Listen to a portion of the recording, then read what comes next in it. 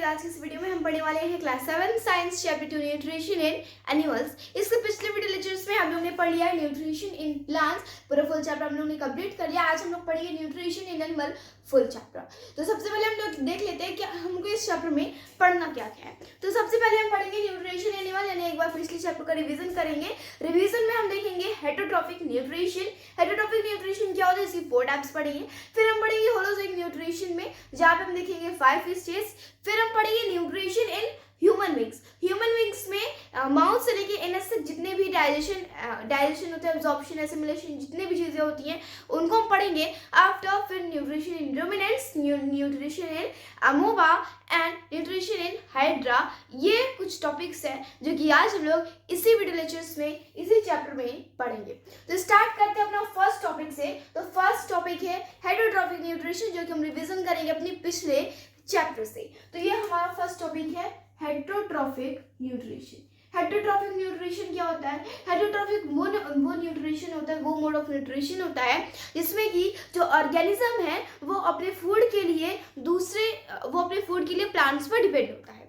हम क्या है, एनिमल्स भी तो यही काम करते हैं। एनिमल्स क्या है, एनिमल्स आर हेटरोट्रॉफिक, इसलिए हम पढ़ रहे हैं यहाँ पे heterotrophic nutrition. I hope you understand.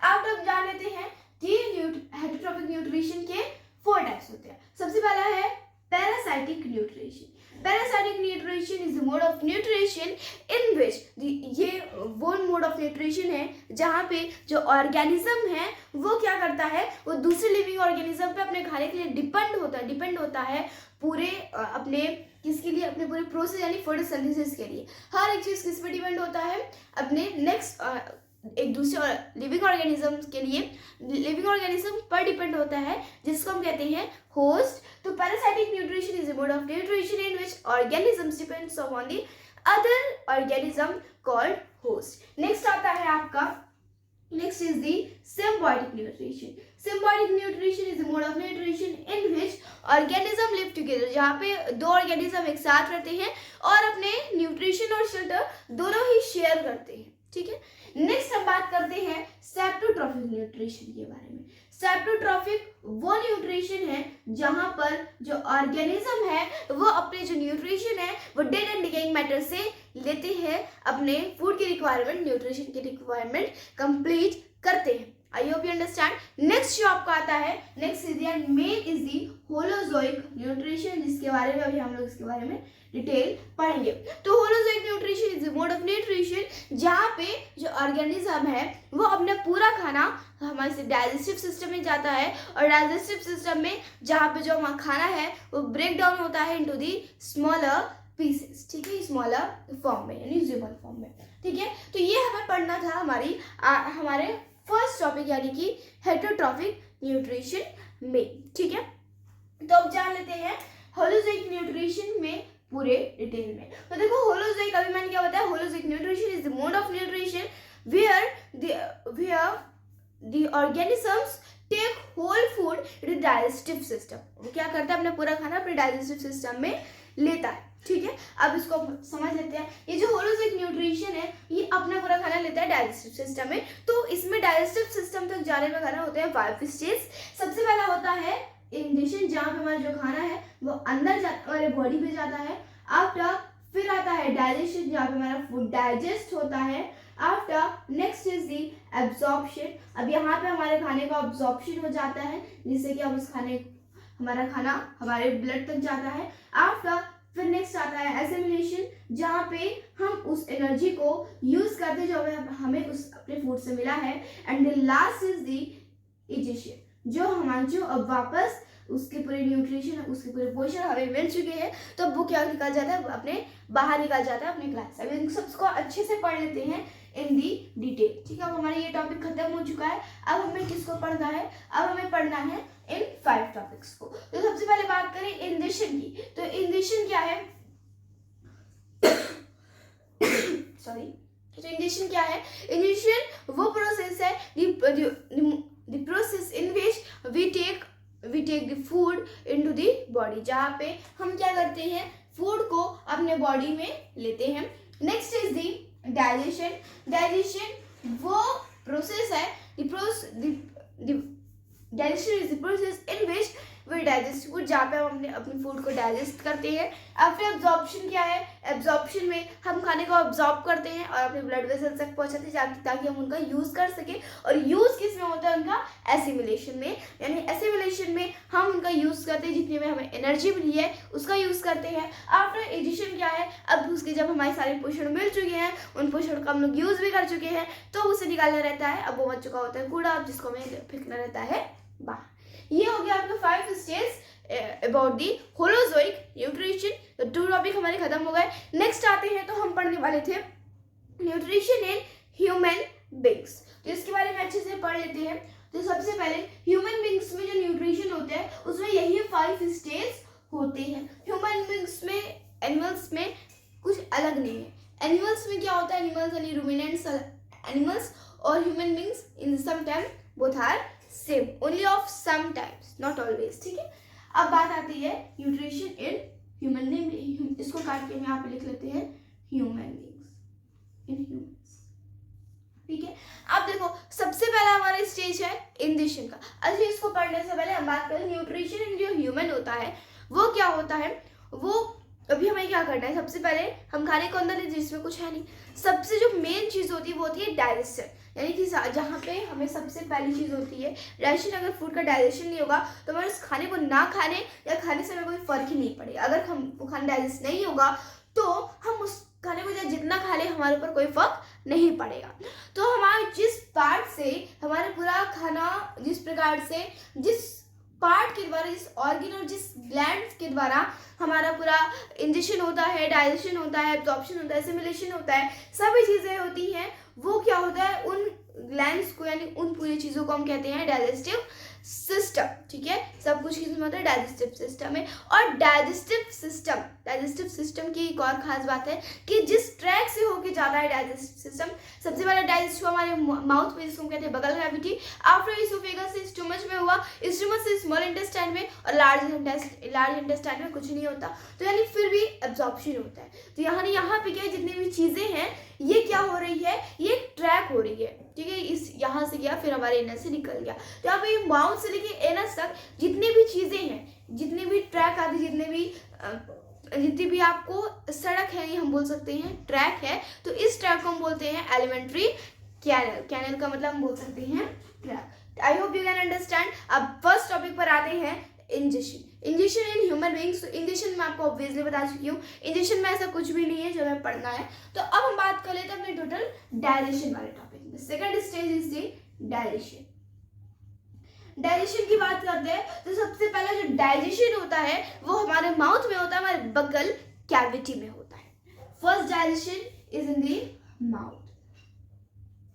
ठीक है, माउथ में हमारा फर्स्ट डाइजेशन होता है।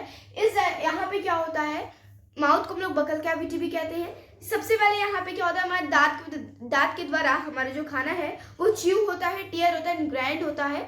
इसके बाद जो हमारी टंग की मदद से हम क्या करते हैं? हमारा जितना भी फूड है उसको सलाइवा के साथ मिक्स करते हैं, और फिर सलाइवा कहाँ से निकलता है? सलाइवरी ग्लैंड से निकलता है। यही 3 टॉपिक्स हैं, यही 3 चीज़ें हैं जिसके द्वारा हमारे माउथ में डाइजेशन होता है। तो इन्हीं 3 चीज़ों को भी हम लोग पढ़ेंगे डिटेल में। ठीक है, तो माउथ में क्या होता है? Mouth is the first place जहाँ पे डाइजेशन अपनी प्लेस लेता है। यहाँ पे 3 ऑर्गन्स मिलके फूड को डाइजेस्ट करते हैं, teeth, tongue and salivary gland, saliva.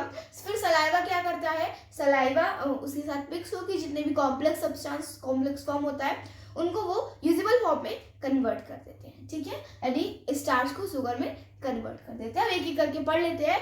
तो सबसे पहले न्यूट्रिशन इन ह्यूमंस में फर्स्ट टॉपिक आया, सॉरी सेकंड टॉपिक आया डाइजेशन। सेकंड टॉपिक में भी फर्स्ट टॉपिक आया माउथ, और फर्स्ट यानी माउथ में भी हम पढ़ने जा रहे हैं फर्स्ट, जो कि है फर्स्ट इज दी टीथ।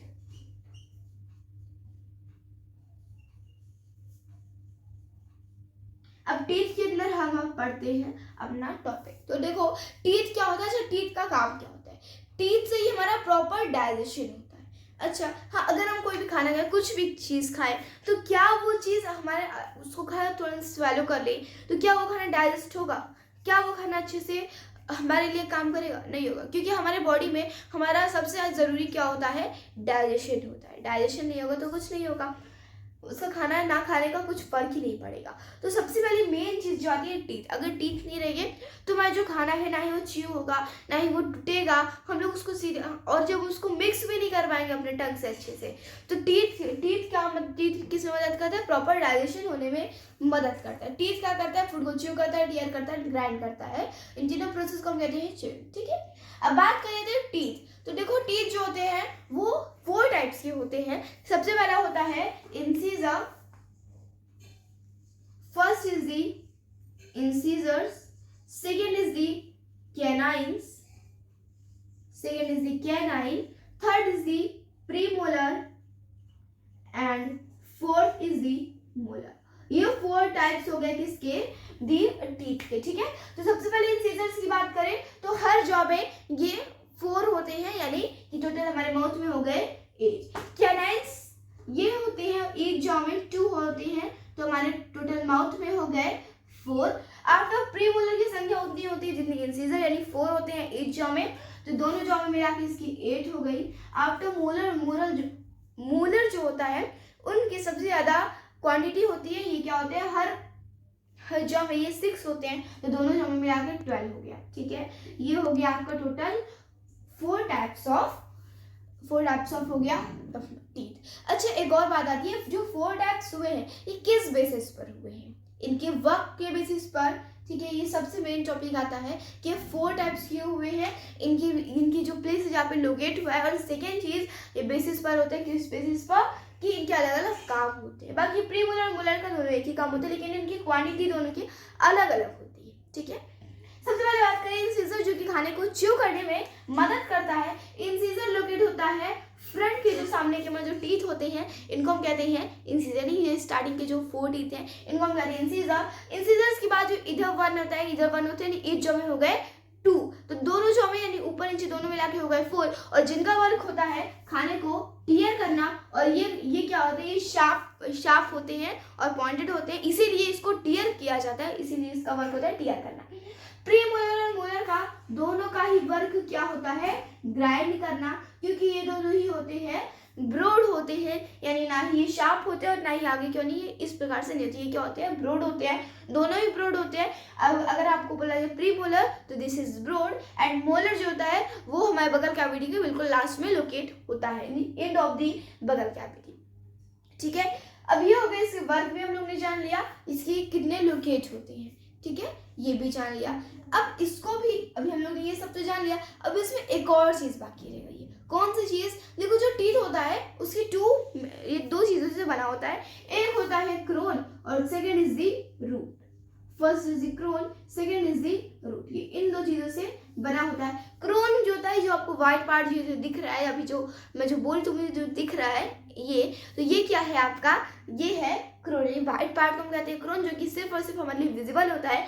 और रूट जो इसकी होती है वो होती है हमारे मसूड़े यानी गम के अंदर होती है। ठीक है, जो कि इनविजिबल होता है, इनविजिबल यानी कि हमें दिखता नहीं है। ठीक है, वो अंदर होता है। ठीक है, तो ये हो गया आपके टाइप्स हो गए। अब नेक्स्ट आते हैं टेम्पोररी एंड परमानेंट टीथ को भी पढ़ लेते हैं। तो ये 2 टीथ है जो कि इस टीथ के टाइप्स नहीं है, टीथ के 2 सेट्स हैं। ठीक है, तो इसके बारे में हम थोड़ा पढ़ लेते हैं। तो सबसे पहले हम बात कर लेते हैं टेम्पोररी टीथ के बारे में।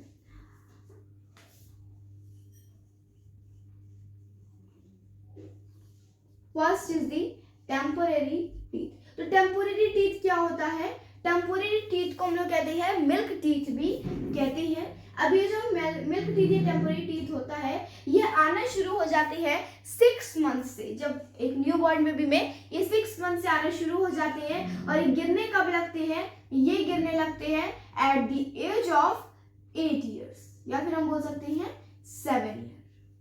ठीक है, और अब जब ये गिरने लगते हैं, जब ये फॉलिंग डाउन होते हैं, तो ये रिप्लेस किसके द्वारा होते हैं, परमानेंट टीथ के द्वारा। और परमानेंट टीथ कब से आने शुरू कर देते हैं, 13 एज में। ठीक है, परमानेंट टीथ यानी कि हमेशा के लिए होता है, हिंदी में इसको पत्थर के दांत कहते हैं। ठीक है, तो परमानेंट टीथ जो होते हैं वो at the age of 13 year से स्टार्ट होते हैं, और इसका भी एक टूटने का टाइम होता है at the age of 60 to to 70 तक की इसकी एज होती है फॉलिंग डाउन की, ठीक है। तो ये हो गई दो चीजें हम लोग को जाननी थी, टेम्पोररी एंड परमानेंट टीथ। अच्छा, परमानेंट टीथ में टोटल कितने टीथ होते हैं? 32 टीथ होते हैं। इसको कैसे हमें जाना है, जान लेते हैं। जो भी हम लोग ने पढ़ा है incisors, canines, premolar and molar. तो इंसिजर्स टोटल होते हैं 8, canines are 2, after premolars are also 8 and the molars are 12. So 8 to 10, 10 8 18 and 18 to 20. तो यहाँ पे 0 हो गया and 2 कैरी हो गया, 2 1 3, ठीक है। अगेन 8 to 10, कुछ गड़बड़ हो रहा है। हाँ, यहाँ पे क्या होती है 6 लुक। हम एक बार अच्छे से फिर से कर लेते हैं। तो टोटल इंसिजर्स कितने होते हैं? इंसिजर्स होते हैं 4 इन ईच जॉ। तो यहाँ पे ईच जॉ में यानी कि टोटल दोनों जॉ में मिला के ये हो गए 8। आफ्टर फिर ये नेक्स्ट होता है केनाइन, जो कि आपके टोटल 4 होते हैं, यानी 2 ऊपर होते हैं, 2 ऊपर होता है, 2 नीचे होता है, तो हो गया 4, जो कि हम यहाँ पे गलती कर रहे थे। आफ्टर फिर 8 प्री मोलर्स हो गए, 12 हो गए आपके मोलर्स। आफ्टर 8 4 12 12 8 20 एंड 22 2 कैरी चली गई एंड देन 32 टीथ होते हैं इन अ ह्यूमन एडल्ट यानी परमानेंट टीथ में, ठीक है। तो आई होप यू कैन अंडरस्टैंड। यहाँ पे क्या होगा, तो सबसे पहले हमारा यहाँ पे होता है टीथ का टॉपिक डन। तो क्या क्या पढ़ा कि टीथ जो होते हैं वो क्रोन और रूट से बना होता है, 2 पार्ट से बना हुआ होता है। आफ्टर इसके 4 टाइप्स हम लोग ने पढ़ लिए, फिर हम लोग ने इसके 2 सेट भी पढ़ लिए, टेम्पोररी एंड परमानेंट टीथ, जो कि हमारे लिए बहुत ज़्यादा ज़रूरी थी पढ़ने की, और इसको हम लोग अपने पिछले क्लासेस में भी पढ़ चुके हैं, ठीक है। अब यहाँ पे अब इसके बाद हमें यहाँ पे एक और चीज़ पढ़ना बाकी रह गया है। अब यहाँ पे हमारे टोटल होते हैं 32 टीथ होते हैं in the permanent teeth. Total permanent teeth में होते हैं 32 टीथ। अब इसमें से जिसमें 4 होते हैं विजडम टीथ। विजडम टीथ मतलब क्या होता है, यहाँ पे क्या होता है, वो 4 टीथ तभी उगते हैं जब हम थोड़ा बड़े होने लगते हैं इन दी ह्यूमन, ठीक है। आफ्टर फिर एक और चीज़ यहाँ पे बाकी रह गई, क्या कि यहाँ पे जो इनेमल क्या होता है, जो व्हाइट पार्ट जो में इनविजिबल यानी क्रोन होता है, वो हमारे टीथ के प्रोटेक्शन के लिए इनेमल होता है, जो कि व्हाइट कलर का होता है, जो कि हमारे टीथ के प्रोटेक्शन के लिए होता है इनेमल चीज। आई होप यू कैन अंडरस्टैंड। अब आते हैं अपने नेक्स्ट टॉपिक पर आने से पहले हम बात कर रहे हैं टीथ डिके के बारे में। ये बहुत इंपॉर्टेंट टॉपिक है, जो कि बहुत से बच्चे भी होता है। This is also of mind. तो सबसे पहले हम बात करते हैं टीथ डिके कैसे होता है, यानी टीथ हमारा खराब कैसे होता है।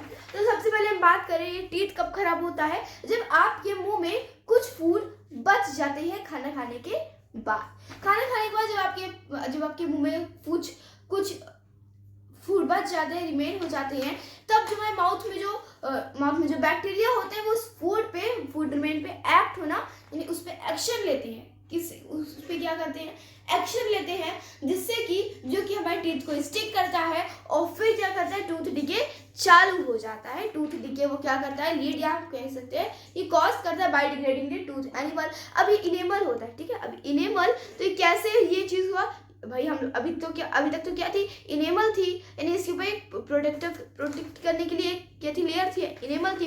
लेकिन अब डिग्रेड द एनिमल यानी उसको खत्म करने के बाद टूथ डिके स्टार्ट होती है, ठीक है। आफ्टर फिर इसके बाद क्या होता है, फिर टूथ डिके और गम, फिर ये क्या करते हैं, या हमारे टीथ में पेन शुरू हो जाता है, और ज़्यादा पेन होने से हमारा टूथ लॉस भी हो सकता है, टूथ हमारा जा भी सकता है, ठीक है। तो यहाँ पे हो गया हमारा आपके टीथ का टॉपिक खत्म। नेक्स्ट टॉपिक पर आते हैं, यानी माउथ के टॉपिक पर। तो नेक्स्ट टॉपिक है माउथ। नेक्स्ट टॉपिक क्या है, माउथ। अब माउथ में भी कुछ नहीं है, बस टंग।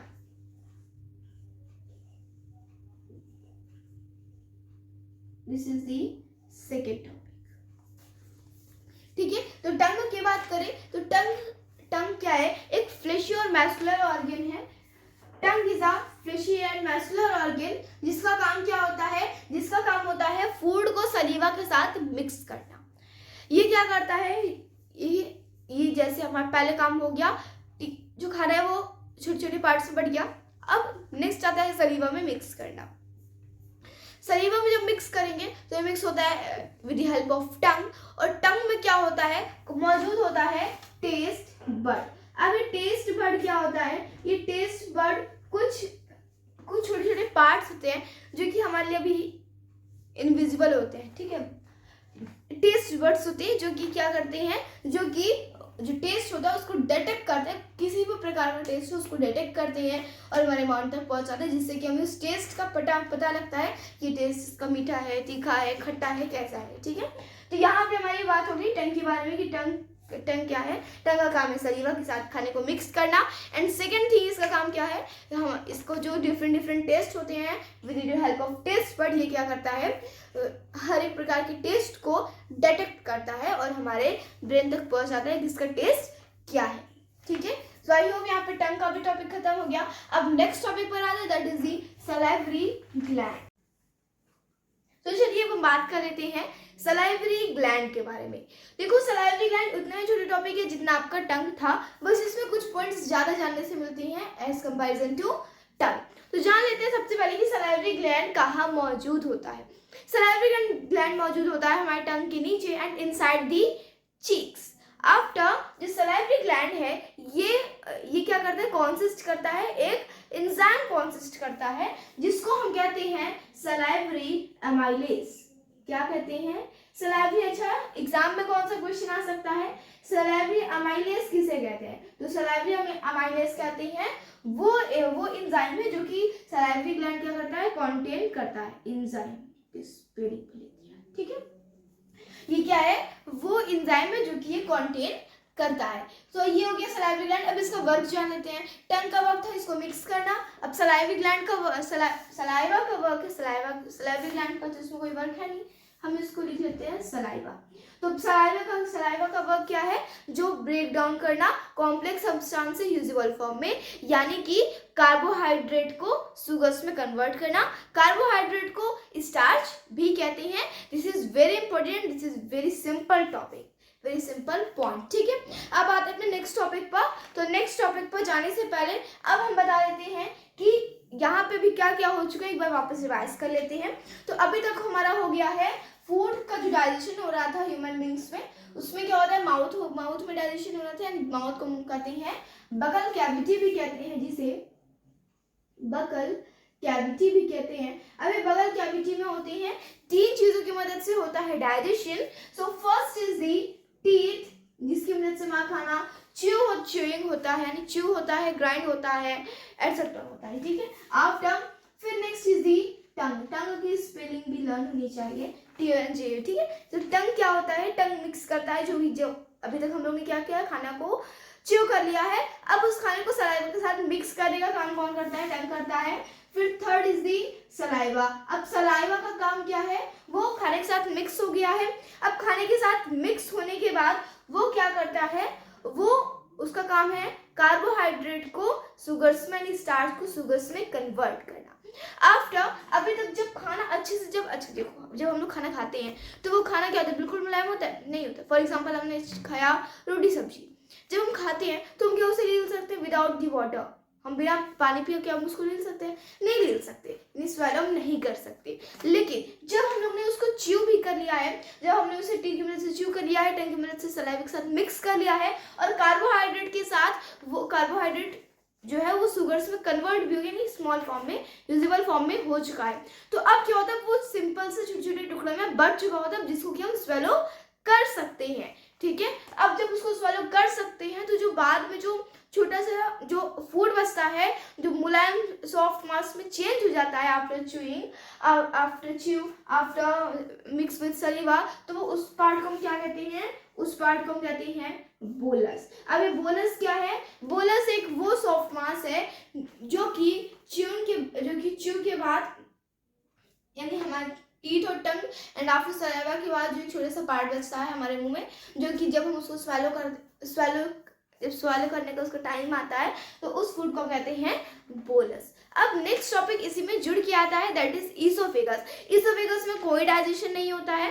ईसोफेगस को हम समझ लेते हैं, नेक्स्ट टॉपिक तो नहीं है, माउथ एंड बगल कैविटी का टॉपिक नहीं है, बट हम इसको नेक्स्ट टॉपिक मान के चलते हैं। सेकेंड इज दी आपका आता है ईसोफेगस, हम यहाँ पे इसको लिख देते हैं फूड पाइप। फूड पाइप को ही हम कहते हैं ईसोफेगस, और ईसोफेगस की स्पेलिंग ई से नहीं ओ से स्टार्ट होती है।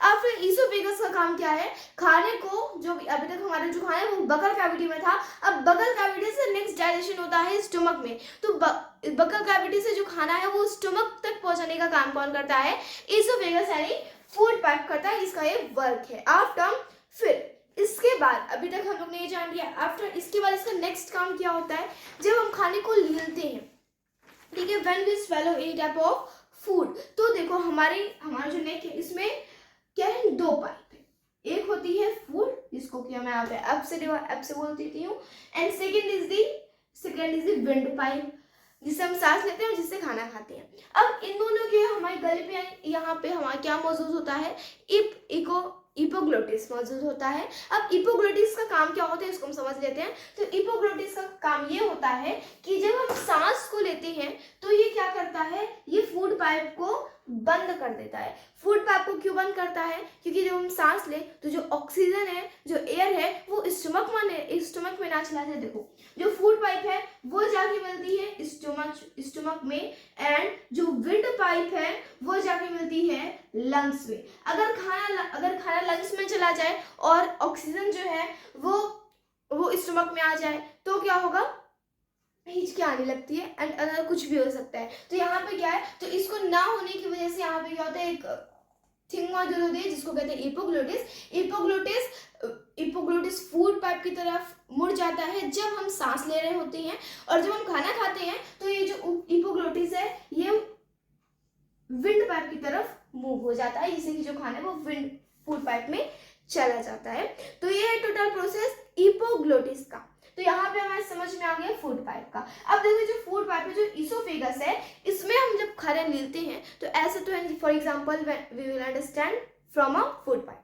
अगर हम फूड पाइप में किसी भी पाइप में अगर हम कुछ भी डालें तो वो ऐसे अपने आप तो जाता नहीं है, उसके लिए हमको उसको कंप्रेस करना पड़ता है, प्रेस करना पड़ता है, जिससे कि वो ऊपर से नीचे जाए। तो वैसे ही हमारे नेक में भी ऐसा ही होना चाहिए, क्योंकि वो भी एक प्रकार की पाइप है, लेकिन उसमें बस फूड जाता है। तो क्या होता है, उसको मैं बकल कैविटी से स्टमक तक भेजने के लिए कौन मदद करता है, ईसोफेगस मदद करता है। तो ईसोफेगस में हम कंप्रेस तो करते नहीं है ताकि जो फूड है वो हमारे स्टमक में पहुंच जाए, तो उसमें नेचुरली मौजूद होता है एक मोशन वेव लाइक मोशन होता है हमारे गले में, जिसको हम कहते हैं पेरिस्टाल्सिस। अब पेरिस्टाल्सिस एक वेव लाइक मोशन है जिसकी वजह से जो खाना है वो बकल कैविटी से स्टमक में पास होता है। सो ये टोटल वर्क हो गया। यहाँ पे दो चीजों के बारे में हम लोग ने पढ़ा, first is the epiglottis and second is the peristalsis. तो अब हमें पढ़ना है अपना next topic. The next topic is the digestion in the stomach.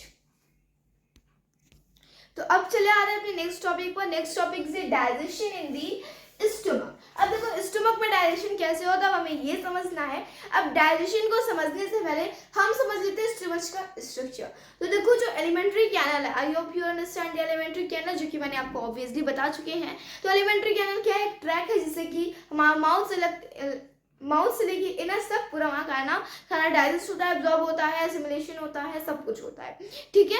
तो यहाँ पे क्या होता है, बीच में मौजूद होता है एक स्टमक जहाँ पे होता है डाइजेशन। अब देखो सबसे ज्यादा जो वाइडेस्ट पार्ट है स्टमक को कहते हैं एलिमेंट्री कैनल में। Stomach is the widest part in the alimentary canal. अभी जो आपको स्टमक है ये जे लाइक स्ट्रक्चर होता है इसका, ठीक है। आप जान लेते हैं स्टमक की जो वॉल्स होती हैं ये क्या सीक्रेट करती हैं, ये 4 थिंग्स सीक्रेट करती हैं। First is the digestive juice, second is the hydrochloric acid, next is the mucus, जिसको हम म्यूकोसा भी कहते हैं, mucus. After the thing is the pepsin. अब इन सबको अच्छे से अब हमें क्या करना है, समझना है, इनके वर्क के बारे में इसको जानना है। तो सबसे पहले जब हम खाने को अंदर अपने स्टमक में लेते हैं तो स्टमक में ऐसा तो है नहीं कि हम सिर्फ वही खाना हिले, खाना के साथ कुछ जर्म्स भी आ जाते हैं हमारे बकल कैविटी में, तो बकल कैविटी में उन जर्म्स का कुछ होता नहीं है। अब जर्म्स किसमें चले जाते हैं, फिर चले जाते हैं जर्म्स हमारे पेट में चले जाते हैं, स्टमक में चले जाते हैं। तो स्टमक में सबसे पहली चीज हमें पढ़ना है म्यूकस, जिसको हम कहते हैं म्यूकोसा कहते हैं। अभी म्यूकोसा क्या करता है, ये इसके जो हाइड्रोक्लोरिक एसिड जो कि सबसे ज्यादा हाइड्रोक्लोरिक एसिड जो सबसे ज्यादा घातक यानी लॉस करने वाला है, तो यहाँ पे क्या होता है, इससे हाइड्रोक्लोरिक एसिड से स्टोमक की जो लाइनिंग है उसमें कोई भी फर्क ना पड़ जाए, तो नेचुरली हमें मिलता है म्यूकोसा, जो कि इनर लाइनिंग होती है स्टोमक की, जो कि हमें हाइड्रोक्लोरिक एसिड से बचाती है हमारे पेट को। आफ्टर फिर जब अब क्या होगा, जो जर्म्स हो गए हैं वो हमारे पेट में क्या हो चुके हैं, जा चुके हैं। अब हाइड्रोक्लोरिक एसिड का काम है उन डिसीज कॉजिंग माइक्रोब्स को कहते हैं पैथोजेंस कहते हैं, तो उन पैथोजेंस को किल करना है, किसका काम है, किल करना है हाइड्रोक्लोरिक एसिड का वर्क। आफ्टर अब हमारी सब चीजें किल भी हो चुकी, जितने भी हमारे काम की चीजें नहीं थी। आफ्टर फिर अब बाकी है प्रोटीन एंड विटामिन का डाइजेशन होना, प्रोटीन एंड विटामिन का फूड का हमारा डाइजेशन होना अब बाकी है। तो डाइजेशन किसका होता है, यहाँ पे होता है डाइजेशन फर्स्ट प्रोटीन का होता है, जो कि फूड में फाउंड होता है। सबसे पहले तो डाइजेस्टिव जूस से भी पहले जब जो किल्स होते हैं वो नहीं मर जाते, नहीं फर्स्ट थिंग क्या होता है, फर्स्ट वर्क होता है पेप्सिन का। हमारे स्टमक में सबसे पहला एक्शन होता है पेप्सिन का। पेप्सिन क्या करता है, पेप्सिन का वर्क होता है कि जो भी अभी हम लोग ने जो भी खाना खाया है उसका क्या करना, उसको डाइजेस्ट होना, यानी प्रोटीन का डाइजेशन कहाँ पे किसकी मदद से होता है, पेप्सिन की मदद से होता है। आफ्टर फिर क्या बाकी रह गया, अभी हमारे यहाँ भी बाकी रह गया है डाइजेस्टिव जूस। अब डाइजेस्टिव जूस वही काम करता है जो पेप्सिन का भी वर्क है, बस डिफरेंस क्या है कि पेप्सिन पहले वर्क करता है, डाइजेस्टिव जूस बाद में, वो पैथोजेंस के किल होने के बाद वो वर्क करता है। तो डाइजेस्टिव जूस और पेप्सिन का वर्क क्या है, एक ही है। तो यहाँ हम लोग ने पढ़ लिया स्टमक के डाइजेशन के बारे में। अब देखो डाइजेशन कहाँ पे होता है, एक होता है हमारे माउथ में, बकल कैविटी में, सेकंड होता है स्टमक में, थर्ड होता है स्मॉल इंटेस्टाइन में, फोर्थ होता है लार्ज इंटेस्टाइन में। तो देखो टोटल 4 जगह डाइजेशन होता है, उसमें से 2 जगह डाइजेशन हम यहाँ पे हो चुका है। तो अब हम फूड को कह सकते हैं सेमी डाइजेस्टेड फूड। अब जब फूड जब आधा डाइजेस्ट हो जाता है, सेमी डाइजेस्टेड फूड हो जाता है, तो हम उसे कहते हैं चाइम। अब क्या होता है, जो चाइम होता है वो कहाँ जाता है, स्टमक से जाता है स्मॉल इंटेस्टाइन तक। तो अब बात कर लेते हैं डाइजेशन इन स्मॉल इंटेस्टाइन। तो अब बात कर लेते हैं डाइजेशन इन स्मॉल इंटेस्टाइन। अभी तक हमारा हो चुका है सेमी डाइजेस्ट फूड हो चुका है, ये चाइम हमारा फूड बन चुका है।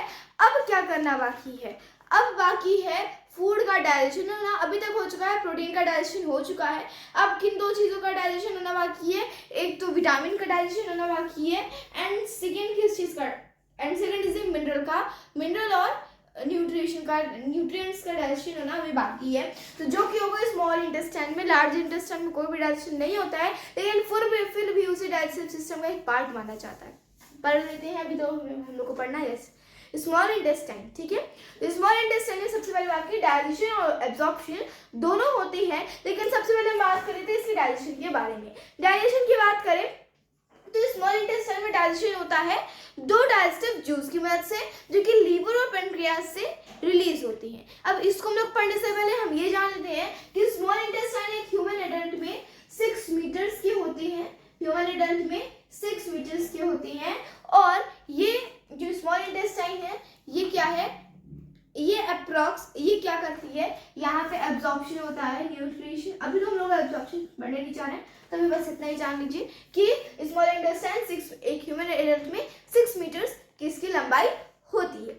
अब जान लेते हैं डाइजेशन इन स्मॉल इंटेस्टाइन कैसे होता है। सबसे पहले जो मैंने आपको बताया कि लीवर और पेनक्रियाज से डाइजेस्टिव जूस रिलीज होते हैं, तो अब अगर रिलीज होते हैं इन दोनों पार्ट से, तो फिर इन दोनों पार्ट को हम लोग को अच्छे से जानना भी चाहिए, क्योंकि 2 पॉइंट्स अलग हैं। तो जान लेते हैं। तो सबसे पहला आपका पॉइंट है लीवर, जहाँ से होता है बाइल जूस, यानी डाइजेस्टिव जूस जिसको मानते हैं, तो बाइल जूस जहाँ से सेक्रेट होता है। अगर इसकी बात करें तो लीवर जो होता है ये ब्राउन रेडिश कलर का होता है, जहाँ ये कहाँ मौजूद होता है, अपर एब्डोमेन अपर एब्डोमेन के नीचे राइट साइड में मौजूद होता है। Upper abdomen, I hope you know.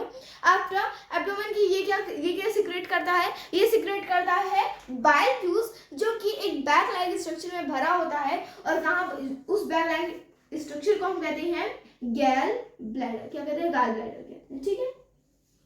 अब जब स्मॉल इंटेस्टाइन को इसकी जरूरत आती है तो क्या होता है, यहाँ से जो लीवर है ये अपने बाइल जूस को, अपने जो बैग लाइक जो अपने पास जो बैग रखा रहता है ना, गैल ब्लैडर जिसे कहते हैं, तो वहां से क्या करता है, अपना जो पानी है, अपना जो बाइल जूस है, उसको रिलीज कर देता है स्मॉल इंटेस्टाइन। अब नेक्स्ट जान लेते हैं, नेक्स्ट इज दी पैनक्रियास। ये पैनक्रियास कहाँ पे लोकेट होता है? एक second. Second is the pancreas. अब देखो, ये पैनक्रियास कहाँ पे लोकेट होता है? ये स्टमक के नीचे, ये स्टमक के नीचे मौजूद होता है, यानी कि प्रेजेंट होता है, लोकेट होता है, कुछ भी बोल सकते हैं इसको। आफ्टर फिर ये क्या करता है, ये इसका नाम पैनक्रियास है, तो ये क्या करता है, ये पैनक्रियाटिक जूस सिक्रीट करता है, पैनक्रियाटिक जूस, ठीक है। आफ्टर ये क्या करता है, पैनक्रियाटिक जूस को ये रिलीज करता है। और ये जो पैनक्रियाटिक जूस है, ये भी क्या करता है, एंजाइम को, ये क्योंकि ये ग्लैंड है दोनों, ये पैनक्रियास से एक ग्लैंड है, ये भी एक ग्लैंड है। अब देखो, सबसे पहले जान लेते हैं ग्लैंड क्या होता है, क्योंकि अभी हम लोग लगातार ग्लैंड के बारे में पढ़ रहे हैं। तो ग्लैंड क्या होता है? ग्लैंड वो जगह होती है जहाँ पे कुछ जूसेस वहां पे क्या होते हैं, भरे हुए होते हैं। जैसे यहाँ पे देखो, इसके पास भी पैनक्रियास जूस भरा हुआ है, बाइल जूस, लीवर के पास भी बाइल जूस है, और सलाइवी ग्लैंड भी एक प्रकार का ग्लैंड है, जहाँ पे सलाइवा क्या होता है, जहाँ पे सलाइवा मौजूद होता है उसके बैग लाइक स्ट्रक्चर में। उसका तो बैग लाइक स्ट्रक्चर होता ही नहीं है, लेकिन फिर भी टंग के नीचे होता है, ठीक है। अब देखो, पैनक्रियाटिक जूस किसके द्वारा रिलीज किया जाता है, क्योंकि जो पैनक्रियास के द्वारा रिलीज किया जाता है। अब ये जो पैनक्रियास है, ये कंटेन करता है एक एंजाइम, जो कि हेल्प करता है, जो कि डाइजेशन, कार्बोहाइड्रेट का डाइजेशन होने में मदद करता है, यानी कार्बोहाइड्रेट को सुगर्स में कन्वर्ट होने में, फैट्स को फैटी एसिड में कन्वर्ट होने में, और प्रोटीन्स को एमिनो एसिड में। अब यहाँ पे हो गया, अब यहाँ पे ये बाइल जूस और पैनक्रियाटिक जूस यहाँ पे जाते हैं, कहाँ पे जाते हैं, स्मॉल इंटेस्टाइन में जाते हैं। तो स्मॉल इंटेस्टाइन में कुछ भी नहीं है, सब चीज कहाँ पर है, लिवर और पैनक्रियास में है। बस स्मॉल इंटेस्टाइन एक प्रकार की जगह है जहाँ पे टोटल ये सारा काम किया जाता है। इसके पास सामान क्या होता है, इसके पास सामान कुछ भी नहीं है। अब स्मॉल इंटेस्टाइन में आ चुका है bile juice and pancreatic juice, दोनों आ चुके हैं। तो दोनों आने के बाद अब क्या क्या फॉर्मेशन, यहाँ पे क्या क्या डिफरेंस होते हैं। सबसे पहली चीज, जो फैट्स होते हैं वो फैटी एसिड में कन्वर्ट हो जाते हैं, फैट्स फैटी एसिड में कन्वर्ट हो जाते हैं, फैटी एसिड्स। आफ्टर स्टार्च, यानी हम बोल सकते हैं कार्बोहाइड्रेट, तो स्टार्च किस में कन्वर्ट हो जाता है, शुगर, जो कि कुछ तो हमारे सलाइवा की मदद से ही हो जाता है, हमारे बगल कैविटी में, स्टार्च से शुगर में कन्वर्ट हो जाता है, स्मॉल कंपोनेंट में। आफ्टर थर्ड इज प्रोटीन, जो होता है थर्ड इज प्रोटीन, जो कि एमिनो एसिड में कन्वर्ट हो जाता है, एमिनो एसिड्स में कन्वर्ट हो जाता है। अच्छा, ये तीनों काम स्मॉल इंटेस्टाइन में होती हैं। और जो फैट वाला काम है, ये बाइल जूस का भी होता है। तो फैट को फैटी एसिड्स में कन्वर्ट करना, ये बाइल जूस का वर्क है। और पैनक्रियाटिक जूस है, फैट, स्टार्च, प्रोटीन को तीनों को ही कन्वर्ट करना स्मॉल यानी यूजेबल फॉर्म में। अब यहाँ पे स्मॉल इंटेस्टाइन में तो सबसे पहले सारा डाइजेशन हो चुका है, जो कि ऑब्वियसली आप पढ़ चुके हैं। अब बाकी है इसका एब्जॉर्प्शन होना, और एब्जॉर्प्शन में जितनी भी चीजों का यहाँ पे जरूरत पड़ती है, ये सभी चीजें स्मॉल इंटेस्टाइन के पास ऑब्वियसली होती है। तो पढ़ लेते हैं एब्जॉर्प्शन ऑफ स्मॉल इंटेस्टाइन। तो let's understand one by one. तो भी हम लोग यहाँ पे डाइजेशन मिटाने नहीं जा रहे हैं, यहाँ पे हम लिख देते हैं स्मॉल इंटेस्टाइन। तो स्मॉल इंटेस्टाइन में एब्जॉर्प्शन किस प्रकार से होता है। सबसे पहले स्मॉल इंटेस्टाइन में जो यहाँ पे पेट है आपका, मान लेते हैं, ठीक है। अभी क्या होता है, पेट में यहाँ पे आता है बड़ा इंटेस्टाइन, यहाँ पे क्या होता है आपका बड़ा इंटेस्टाइन होता है।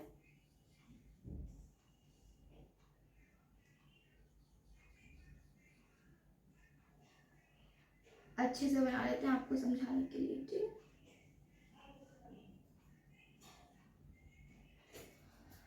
आफ्टर ये बन गया आपका लार्ज इंटेस्टाइन। अब इसके अंदर क्या होता है, छोटे छोटे होते हैं इसके,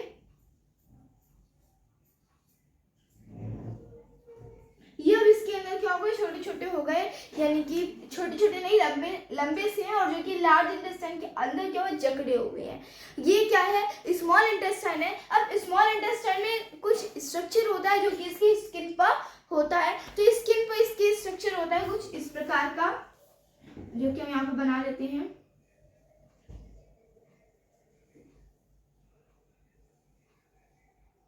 ठीक है, अभी कुछ इस प्रकार के स्ट्रक्चर बन नहीं रहा है, लेकिन फिर भी कुछ इस प्रकार के स्ट्रक्चर होता है, कहाँ पे, स्मॉल इंटेस्टाइन के वॉल पर। अब ये मिनट यानी फिंगर लाइक जो स्ट्रक्चर होते हैं ये मौजूद होते हैं इसके वॉल पर, और यही करते हैं इसका एब्जॉर्प्शन, यानी कि फूड का एब्जॉर्प्शन कौन करता है, यही करता है, जिसको कहते हैं, और इन सबको हम कहते हैं villi. This is known as the villi. Villi का काम क्या है, फूड का एब्जॉर्प्शन करना। अब ये बिल्ली क्या करती है, ये फूड का डाइजेशन, और फूड में भी किसका डाइजेशन करते हैं, जो अभी अभी हुआ था, यानी जिसका अभी अभी डाइजेशन हुआ है उसी को ये क्या करते थे, एब्जॉर्ब, यानी फैट, कार्बोहाइड्रेट एंड प्रोटीन, इन तीनों चीजों का ये क्या करते हैं, एब्जॉर्प्शन करते हैं। और स्मॉल इंटेस्टाइन में आने के बाद फूड का अच्छी तरीके से डाइजेशन कंप्लीट हो चुका होता है, ठीक है। अब एब्जॉर्प्शन होना बाकी। अब ये जो विल्ली होते हैं यहाँ पे इसके ये जुड़ा रहता है सभी ब्लड कैपिलरीज से, जिससे कि सभी जिससे यहाँ पे जितने भी हमें न्यूट्रिएंट्स मिले ये एब्जॉर्ब हो जाते हैं, और एब्जॉर्ब हो गए कैरी हो जाते हैं हमारे ब्लड में, और जो कि सभी बॉडी पार्ट्स में जाके मिल जाते हैं। आफ्टर फिर क्या है, यही न्यूट्रिएंट्स ये न्यूट्रिएंट्स कहाँ से जाते हैं, ये सभी चीजें, बस इतनी चीज थी जो कि हमें स्मॉल इंटेस्टाइन के टॉपिक में पढ़नी थी। लेकिन अब क्वेश्चन ये आता है कि सभी डाइजेशन अगर हो चुके हैं, अभी देखो फूड की डाइजेशन की मैं बात कर रही हूँ, फूड की डाइजेशन, सभी प्रकार की डाइजेशन, फूड का एब्जॉर्प्शन हो चुका है, तो अब लार्ज इंटेस्टाइन किस लिए है, this is the main question. So let's come to our next topic, absorption और digestion in the large intestine. तो अब बात करते हैं एब्जॉर्प्शन इन लार्ज इंटेस्टाइन। तो देखो लार्ज इंटेस्टाइन में किसी भी प्रकार का क्या नहीं होता, डाइजेशन नहीं होता है, यहाँ पे सिर्फ और सिर्फ यहाँ पे होता है एब्जॉर्प्शन। एब्जॉर्प्शन में भी मेन इसका यहाँ पे होता है वाटर का मेन एब्जॉर्प्शन होता है। आफ्टर फिर जो और बाकी रह जाते हैं, for example vitamin and minerals बाकी रह जाते हैं, थोड़े बहुत जितने भी बाकी रह जाते हैं वो इसका एब्जॉर्प्शन कहाँ पे हो जाता है, इसका एब्जॉर्प्शन हो जाता है लार्ज इंटेस्टाइन में। तो ये तीन चीजें होंगी जिसका कि एब्जॉर्प्शन होता है लार्ज इंटेस्टाइन में। लार्ज इंटेस्टाइन स्मॉल इंटेस्टाइन से छोटा होता है, स्मॉल इंटेस्टाइन से मोटा होता है, ब्रॉडर होता है, लेकिन फिर भी स्टमक से ज्यादा ब्रॉड नहीं होता है। अब इसके बाद हो चुका है हमारा लार्ज इंटेस्टाइन का भी टॉपिक खत्म हो गया है। अब नेक्स्ट आते हैं इजेशन इन द रेक्टम। क्या हो चुका है, अभी एसिमिलेशन भी हो चुका है, एसिमिलेशन अभी बाद में होगा, एसिमिलेशन बाद में होगा। सबसे पहले हम लोग इजेशन कर लेते हैं, इजेशन कर लेते हैं। तो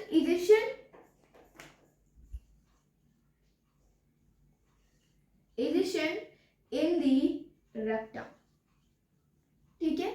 अब यहाँ पे क्या होता है, इजेशन यानी कि अब जहाँ पे सभी अनडाइजेस्टेड फूड हो चुके हैं और अनडाइजेस्टेड क्या हो चुका है, अनएब्जॉर्ब और अनडाइजेस्टेड फूड आ चुके हैं रेक्टम में, ठीक है। अब सबसे पहले हमारा जो खान था जहाँ पे पूरा न्यूट्रिएंट से भरा हुआ था, फिर ये स्टमक में थोड़ा सा न्यूट्रिएंट्स कम हुआ, फिर स्टमक में गया, फिर बहुत कम हुआ as comparison to stomach. After फिर लार्ज इंटेस्टाइन में उसको पूरा निचोड़ दिया गया अपने खाने को।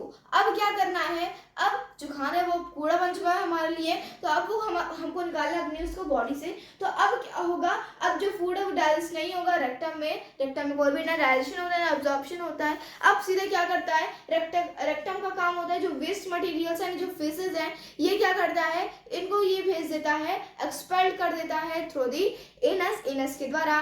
और इस प्रोसेस को हम कहते हैं इजेशन या फिर डिफेक्शन। ये आपके स्कूल में टॉपिक आ सकता है कि इजेशन को हम लोग और क्या कहते हैं, तो इजेशन को हम लोग और कह सकते हैं डिफेक्शन, ठीक है। सो ये हो गया जो कि एक दूसरे के सिनोनिम है। यही था हमारा क्या, डाइजेशन हो गया, एब्जॉर्प्शन हो गया, इजेशन हो गया और इंजेशन भी हो चुका है। अब जो हमारा लास्ट टॉपिक बाकी है इज दी एसिमिलेशन, अभी बाकी रह गया है, उस एनर्जी को यूज करना भी बाकी रह गया है। So let's use this energy. तो अब जान लेते हैं किसके बारे में, एसिमिलेशन के बारे में। तो एसिमिलेशन का मतलब क्या है, जितने भी न्यूट्रिएंट्स हम लोग एब्जॉर्ब कर चुके हैं अब इनको हमें यूज करना बाकी है। तो यूज कैसे करें, तो सबसे पहले जो अभी तक एब्जॉर्ब हो चुका है खाना, अब एब्जॉर्ब होने के बाद जितने भी न्यूट्रिएंट्स हैं, अब जब रेस्पिरेटरी सिस्टम के दौरान जब हम ऑक्सीजन को इनहेल करते हैं तो अल्वेओली की मदद से क्या करता है, पूरा जो ऑक्सीजन है वो हमारे पूरा हर बॉडी पार्ट्स में चला जाता है और न्यूट्रिएंट्स भी हर बॉडी के पार्ट्स में चला जाता है। तो ऑक्सीजन के साथ मिलके ये क्या करता है, अभी हाँ, ऑक्सीजन के साथ मिलके ये क्या करता है, ये एनर्जी को प्रोड्यूस करता है और एनर्जी को ही वाटर भी प्रोड्यूस करते हैं। Energy, water, carbon dioxide, glucose, oxygen की मदद से ग्लूकोज टूटने के बाद एनर्जी रिलीज होती है और वही एनर्जी फिर हमें यूज करना रहता है, अब चाहे पढ़ने के लिए, चाहे टीचिंग के लिए, चाहे पूजा करने के लिए, फॉर एनीथिंग। अब इस एनर्जी को हमें यूज करना रहता है, जो हम खुद से यूज करते हैं वो अब अंदर का काम नहीं होता है, अब होता है बाय एनी फिजिकल वर्क से। अब हमें अपनी एनर्जी को यूज करते हैं और जब हम एनर्जी को नहीं यूज करते हैं अब ये एनर्जी क्या होता है, किस में कन्वर्ट हो जाती है, फैट्स में, जिसकी वजह से हम हो जाते हैं मोटे। तो अब यूज दिस एनर्जी। अब यहाँ पे होता है हमारा टॉपिक खत्म। अब हमें देखना है nutrition in ruminants, nutrition in amoeba, nutrition in hydra and this two topics is very important for us. लेकिन फिर भी ये हो चुकी हमारी एक घंटे की वीडियो जहाँ पे हम लोग ने पढ़ चुके हैं न्यूट्रिशन इन ह्यूमन बीइंग्स। अगर वीडियो अच्छी लगी तो वीडियो को लाइक शेयर सब्सक्राइब जरूर कीजिएगा। धन्यवाद एंड बाय बाय।